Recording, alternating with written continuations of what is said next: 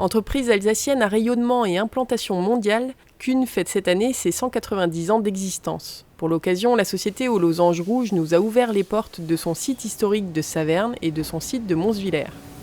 Les moments clés, il y en a eu beaucoup, bien évidemment, 1828, la date qui a marqué le démarrage de l'activité par Joseph Kuhn. 1946, lorsque le groupe Kuhn est arrivé, a intégré le groupe suisse Bucher. 1987, c'est la première fois que le groupe Kuhn reprenait une entreprise leader dans son domaine, la société Huard, située à Châteaubriand et spécialiste dans le domaine de la charrue. Puis, je dirais 2002, puisque c'était la première date où le groupe Kuhn a repris une entreprise en dehors des frontières françaises sur le marché nord-américain de manière à renforcer sa position sur ce secteur-là. Et puis tout naturellement également 2005, c'était la date de la reprise de Metasa au Brésil, première implantation de Kuhn sur ce continent. Il y a eu bien d'autres dates qui ont marqué l'histoire de Kuhn, mais je pense qu'au travers de ces 5, on retrace bien aussi l'évolution, la volonté de Kuhn de se développer sur l'ensemble des continents avec une gamme élargie et avec des produits très complémentaires. Si on revient à l'origine, le premier produit agricole qui a été développé par Joseph Kuhn, c'était une batteuse. Ceci étant, la renommée de Kuhn ne s'est pas faite au travers de ce produit-là. La renommée de Kuhn s'est plutôt faite dans les années 50-60 par l'ensemble du matériel de récolte des fourrages.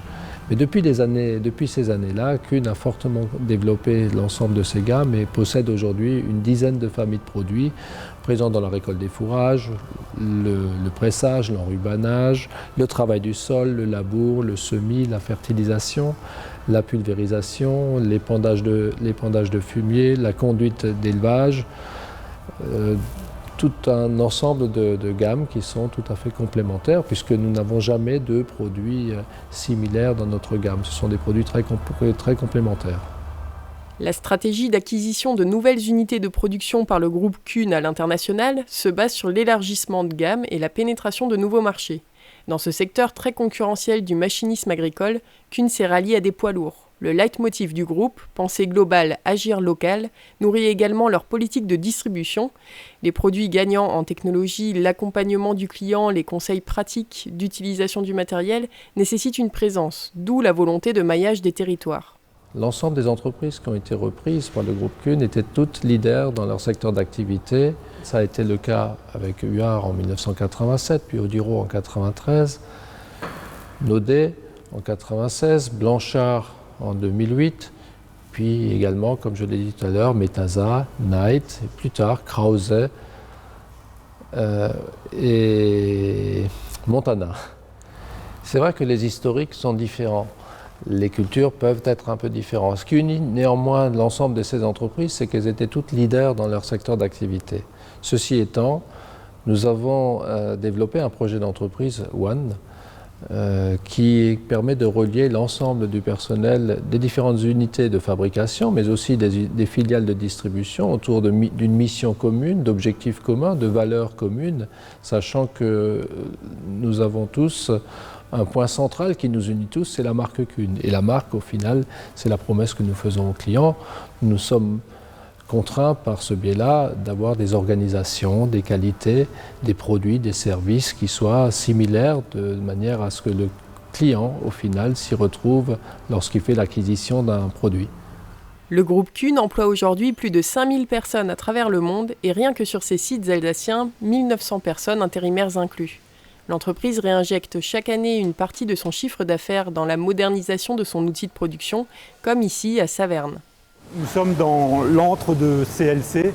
CLC pour Central Logistics Center, notre nouvelle plateforme de logistique interne dédiée à la réception, au stockage et à la préparation des composants pour nos ateliers de fabrication et nos chaînes d'assemblage. C'est un outil fortement automatisé, constitué de 2 installations de transstockeurs qui doit nous permettre de faire face à une forte augmentation de la diversité et à un besoin en réactivité croissant. Notre enjeu, c'est de livrer plus de références de composants dans des quantités plus faibles, mais à des fréquences plus soutenues. L'objectif, encore une fois, c'est de réceptionner nos composants, les stocker et les préparer pour nos ateliers de fabrication et nos chaînes de montage. Pour construire cette unité de logistique interne, il a fallu détruire 3 bâtiments devenus obsolètes. Ce site historique de Saverne, particulièrement enclavé, a incité le groupe en 2008 à acquérir de nouvelles surfaces à Monsvillers, à 10 minutes de là. Ils sont implantés à ce jour Kuhn Center for Progress, le centre de formation et showroom du groupe, MGM, une unité d'assemblage grande machine, et Kuhn Parts, le centre de gestion et d'expédition de pièces de rechange. Nous fabriquons entre 26 000 et 30 000 machines par an, selon la conjoncture. C'est un nombre qui a plutôt tendance à baisser parce que les machines deviennent plus grandes et mieux équipées. En 2017, nous avons transformé 9 000 tonnes d'acier sous différentes formes, de la tôle, du plat, du rond, du tube. Nous sommes fortement intégrés. Nous maîtrisons de nombreux savoir-faire. Sans être exhaustif, on peut citer la découpe, le pliage, l'usinage, le taillage, le traitement thermique. Nous avons notre propre fonderie. Nous disposons de 2 installations de peinture et avons une grosse capacité d'assemblage. L'Europe reste le premier continent client des produits Kuhn avec un peu plus de 60% du chiffre réalisé sur 2017. Les continents nord- et sud-américains trustent 30% de l'activité, l'Asie suit avec 4%.